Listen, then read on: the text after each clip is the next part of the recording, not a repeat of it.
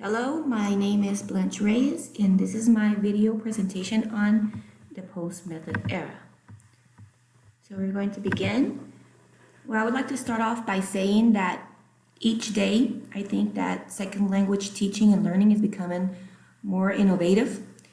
Many approaches have emerged throughout the years in response, mainly because of the gaps and weaknesses of previous methods and because of the constantly changing world that we live in today. As an introduction, the current purpose of L2 learning is to build the ability to function and interact with people in the second language and to really achieve the communicative competence. Many approaches have emerged in the previous years in order to fulfill this need, especially interactive approaches. But first, I must define what does interactive learning mean. Well, interactive learning is a hands-on, real-world approach to education. According to Stanford University School of Medicine, interactive learning actively engages the students in wrestling with the material. It reinvigorates the classroom for both the students and faculty. Lectures are changed into discussions, and students and teachers become partners in the journey of knowledge acquisition. Interactive learning can take many different forms. Students strengthen their critical thinking and problem-solving skills using a much holistic approach to learning. And interactive learning can take place across the curriculum with or without technology. Before I begin with the description of the different approaches that are considered to be post-method era when it comes to English language teaching, I would like to state that as a teacher, I don't believe that there is one single correct method, approach, or technique when it comes to teaching. As teachers, we must always incorporate and mix up whatever works and helps us achieve our goals, even if that means using a variety of strategies and methodologies. Because in the end, our main goal is to help students achieve communicative competence in the target language by meeting and taking into account their personal needs and desires. This means teaching must always be dynamic, meaningful, engaging, and fun. It is actually the teacher's job to understand and get to know our students. We need to learn how to read their different personalities, interests, motivations, and desires. This also implies a willingness to always take risks and try new ways of doing things. But we also have to determine if what we are doing is actually working. One of the most common methods used after the whole traditional strict use of methodologies was the communicative language teaching method. Since the 1900s, the communicative approach has been widely implemented because it describes a variety of principles grounded in the notion of communicative competence as the goal of second and foreign language teaching, in a communicative syllabus and methodology as the way of achieving this goal.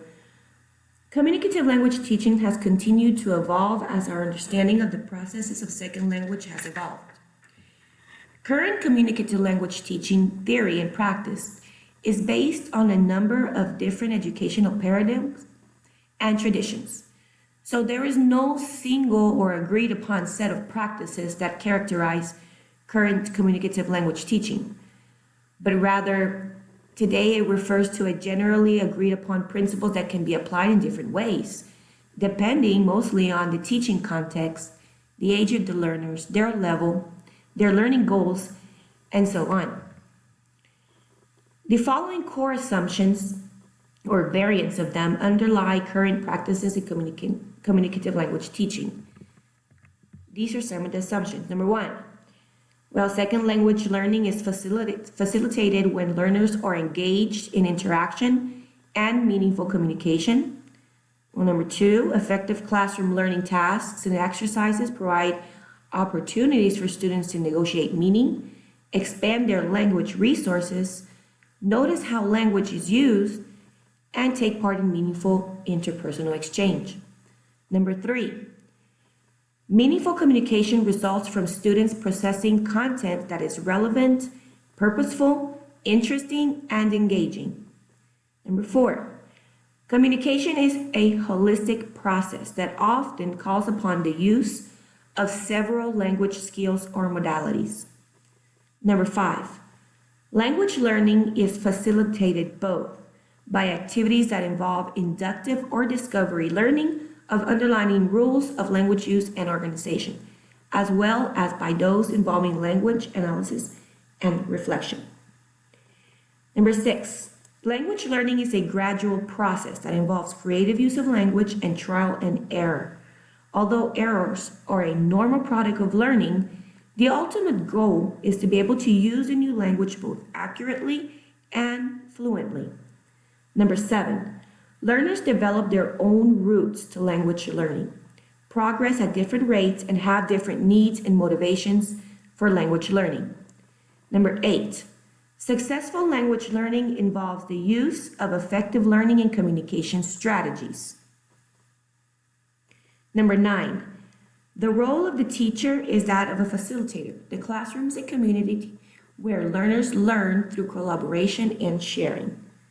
And the last one is, the classroom is a community. Other characteristics of communicative language teaching is that, teaching should promote authentic and pragmatic use of the language. Both fluency and accuracy are developed through this process. Learners are more prepared to use the language productively and receptively. Language teaching should make learners aware of learning styles and strategies so that they become more autonomous learners. And like I said before, the teacher should be a facilitator or a guide. Also, it doesn't have to have one specific way of doing things. It focuses on all aspects of the language. The idea is to communicate in any way. It focuses a lot on form and function, so the main goal is to engage in meaningful communication, authentic, real, and functional language. Fluency and accuracy are both very important, and mistakes must be corrected, but without compromising the fluency. The whole concept revolves around real-world context, which means that that we're going to incorporate situations where students are actually going to encounter in the real world. It also encourages students to be self-learners and independent. The teacher, like I said, is a guide instead of someone standing in front of a classroom telling them what and how they must learn something. This makes it very student-centered. But in a way, also, communicative language also includes some of the old aspects like the grammar translation method and the autolingual. So it does take on some of the characteristics of the old traditional methods. It also has to be purposeful. Here are some of the examples of some activities that could be included into this type of methodology, like paraphrasing and scrambling sentences, making predictions, role plays, problem-solving tasks, information gaps, and of course, authentic material. Another approach is task-based language teaching, TBI, also known, is another methodology that can be regarded as developing from a focus on classroom processes.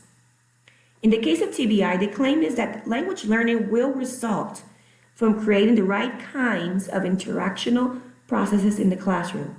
And the best way to create these is to use specially designed instructional tasks rather than employ a conventional syllabus, particularly a grammar-based one.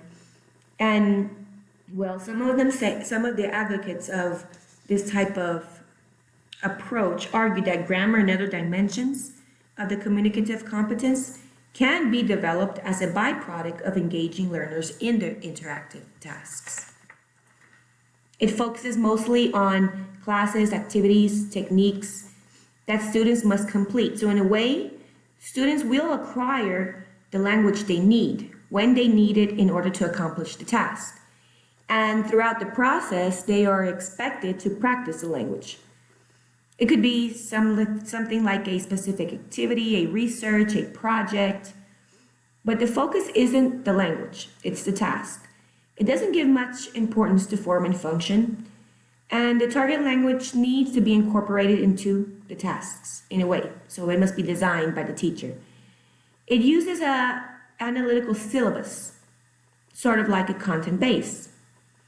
With this type of approach, teachers need to make sure that the tasks are actually meaningful and that they encourage communication. Otherwise, it just becomes an investigation.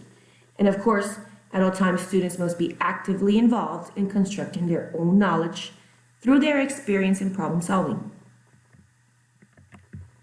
The learner-centered instruction, another approach, is when basically the teacher needs to take into account the student's needs, interests, learning styles, goals also. But this is something that needs to be taken into account in any method also.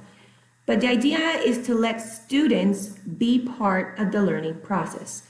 They should have ownership and control of their own process. It allows them to be involved, it allows them to be creative, and of course it adds a sense of value to our students and therefore motivates them. Cooperative learning is also an approach that needs to be taken into consideration always. In cooperative learning, students work together to complete a task or activity, and the idea is that teachers don't only teach students the language or content, but also the social skills that are needed in order to work in real life more efficiently. It produces a positive interdependence without the aspect of competition and individual thinking. Makes students be more creative and caring, and also non-conflictive. It helps encourage self-esteem and proactivity. So in conclusion, teachers need to make sure that their students are working together, but also that they are individually accountable for something. Students should feel responsible for sharing and contributing to the group effort. These activities also encourage leadership amongst the same students. But as in the previous video said, at one point, competition can also be a reality of our world. So in a way, we need to prepare our students for the future and the realistic world they're going to be incorporated into. So I think that competition, if done properly, can improve student motivation. But by taking it too far, it could also go the other way. It could also kill motivation. And like Vygotsky said, collaborative and cooperative learning and social interaction promotes higher order thinking, critical thinking, and students can start to learn from each other. Interactive learning. It focuses a lot on pair work and genuine, meaningful communication. By using pair work, we increase the opportunity to interact and actually use the language. It helps students negotiate meaning and learn from each other. It encourages real audiences. Whole language learning includes all aspects of the language, integrates skills. It uses a top-down process, which means basically first viewing the few contexts and the meaning before breaking down the language into its individual parts. Content-based includes content of specific subjects. It teaches through communication rather than for it. It doesn't focus on the language parts, and it needs to be age appropriate. It is also known as CLIO. The cognitive language teaching has a lexical approach. It takes into account that words are not isolated words. It is actually the combination that provides the meaning. Words are always connected to other words. Multiple intelligences. Howard Gardner said, teachers who recognize the multiple intelligences of their students acknowledge that students bring with them specific and unique strengths. He divided the multiple intelligences into 8 groups: logical mathematical, visual spatial, body kinesthetic, musical rhythmic, interpersonal, intrapersonal, verbal linguistic, and naturalistic. So in conclusion, all these modern methods and approaches have both advantages and disadvantages, but definitely should not be used independently as a single, unique, and correct way of teaching. We need to be eclectic and embrace the best style, ideas, diversity, and strengths of each method, including the traditional ones, but always focusing on our students. Whatever or however we choose to teach needs to be student-centered in order to help them achieve their language goals. Thank you for watching.